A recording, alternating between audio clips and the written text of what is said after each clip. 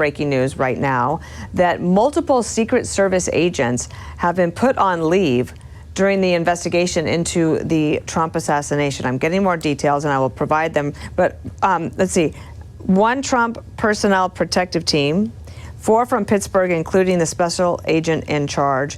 The numbers might go up. We don't have a specific number, but it's at least 5 total. So that's the information I have now.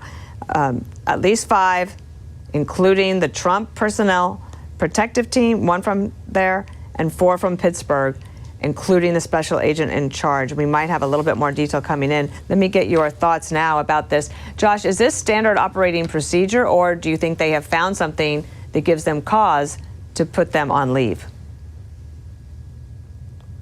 Well, I think they have found something that to cause them to put them on leave.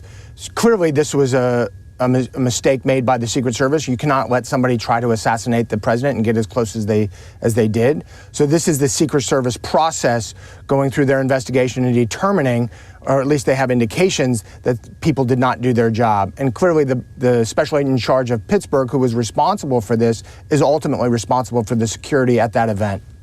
Do you know if when they're put on leave, is that with pay? If they're put on leave, it is with pay. That I'm assuming that we will find other indications later today as this reporting comes out as whether or not they were suspended with or without pay. But generally, when they say they've been put on leave, it's leave with pay. Now, whether or not this goes into another round of internal investigations and is determined, then they would be fired.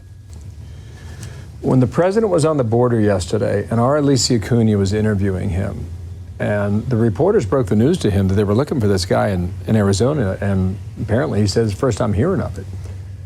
And then she said, how do you feel about that? He said, I feel like I want to go get this interview done right now because I don't want to be standing out here.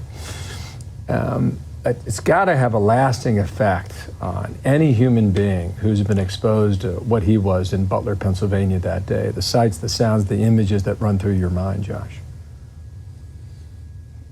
Well, of course, it was horrific action that was taken, and near-death experience is going to have an impact on anybody, and especially the former president, who has a persistent threats, as does the current vice president, where there's a wealth of threats coming in, and the Secret Service and their law enforcement counterparts, as well as state, local, FBI, and other federal agencies, trying to ferret those out to determine what is real and what is not. The internet, the social media, large volume of threats, and of course the president is aware that the former president is aware that there's a lot of threats, to include from nation states such as Iran.